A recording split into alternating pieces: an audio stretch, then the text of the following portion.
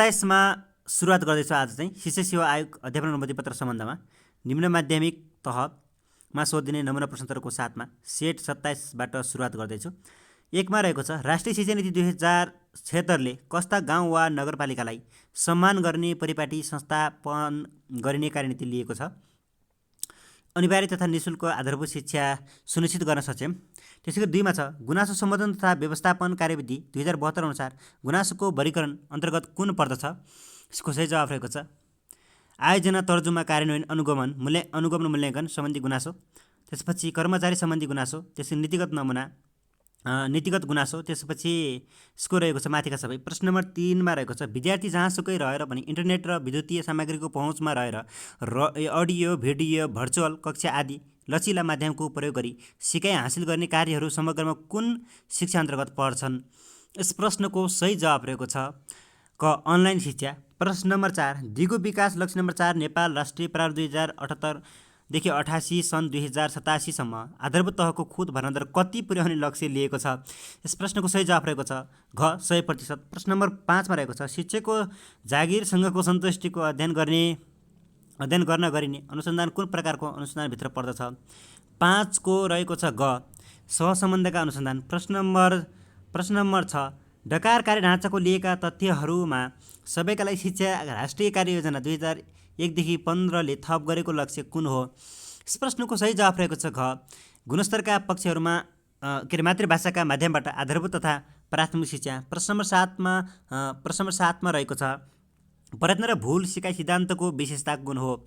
यस प्रश्नको सही जवाफ रहेको छ प्रेरक तत्त्व। प्रश्न नम्बर 8 मा छ प्राविधिक शिक्षा तथा व्यावसायिक तालिम सिप विकास सम्बन्धी नीति कहिले जारी गरियो।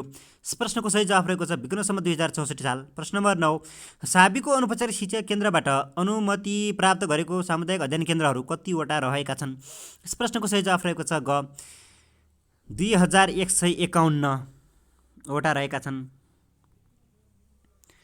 प्रश्न नम्बर 10 राष्ट्रिय परीक्षा बोर्डको अध्यक्षको नियुक्ति कसले गर्दछ। यस प्रश्नको सही जवाफ रहेको छ नेपाल सरकारले। प्रश्न नम्बर 11 कुनै पनि व्यक्तिलाई जातिको आधारमा सार्वजनिक प्रयोगमा रहेका सेवा सुविधा वा उपयोगका कुराहरू प्रयोग गर्नबाट वञ्चित नगरिने संविधानको कुन हक अन्तर्गत पर्दछ।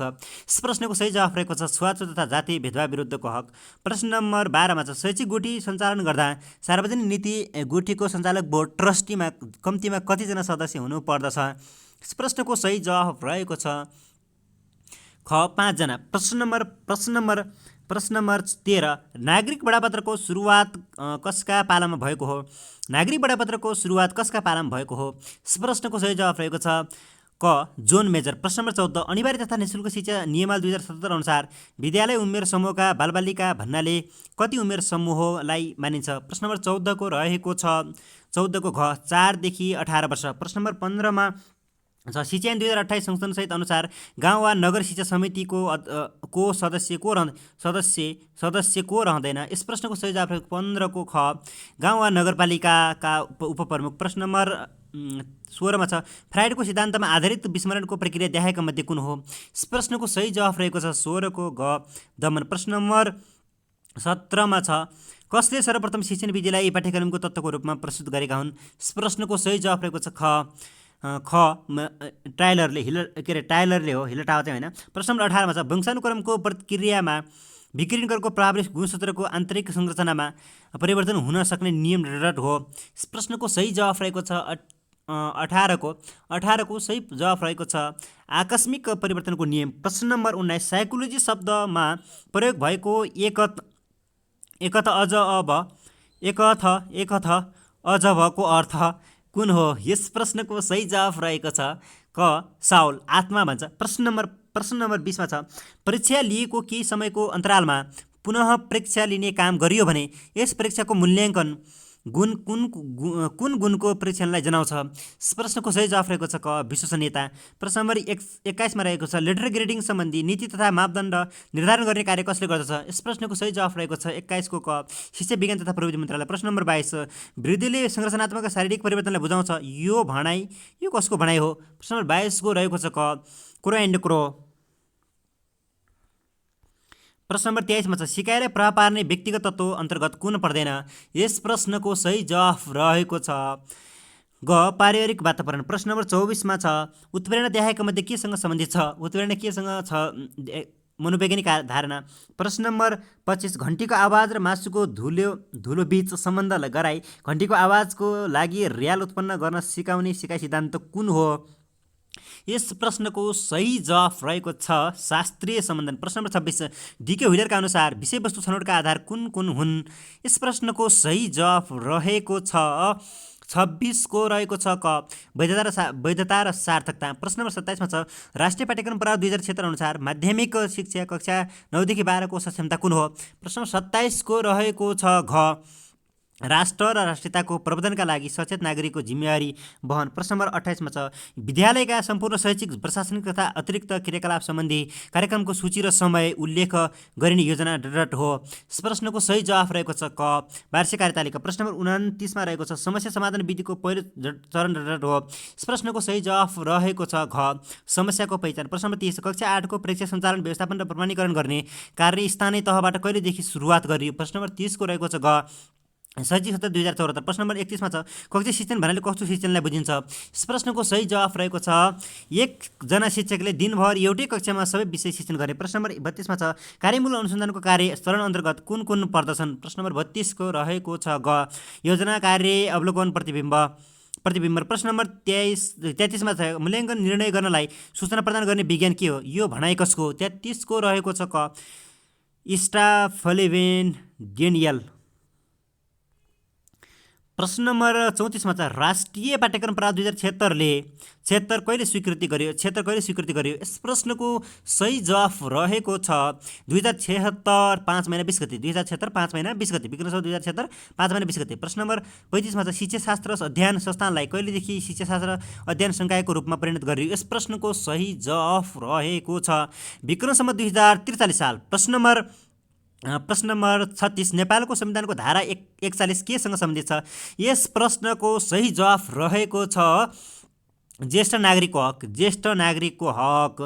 प्रश्न नम्बर 37मा छ शिक्षकको बढुवाको लागि कार्यक्षमता मूल्याङ्कन गर्दा छुट्याएको अङ्कमध्ये कति अङ्क पेशागत विकास तालिम बापत छुट्याएको छ? 37 को रहेको छ ख 3 अङ्क। प्रश्न नम्बर 38मा छ मुख्यतया कुन दिनको शैक्षिक तथ्याङ्कका आधारमा विद्यालयले हरेक वर्ष स्कुल लेभल IMS को सफ्टवेयरको अपडेट तथा व्यवस्था गर्ने कार्य गर्दछ? प्रश्न नम्बर 38 को रहेको छ घ जेठ 7 गते। प्रश्न नम्बर 39 स्थानीय सरकार सञ्चालन 2074 अनुसार गाउँ वा नगरपालिकाको शिक्षा सम्बन्धी कार्यमा देखाएका मध्ये कुन पर्दैन?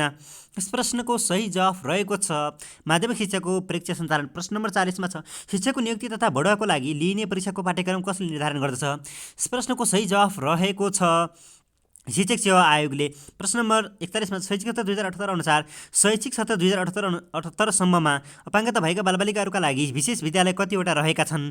यस प्रश्नको सही जवाफ रहेको छ 41 को ख 33 वटा। प्रश्न नम्बर 42मा छ लैङ्गिक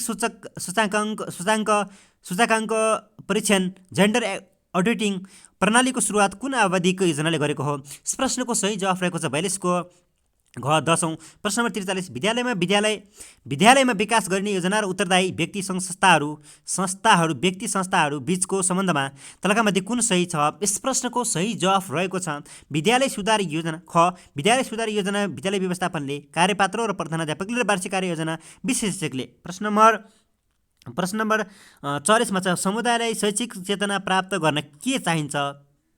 यस प्रश्नको सही जवाफ रहेको छ प्रश्न नम्बर 44 को क।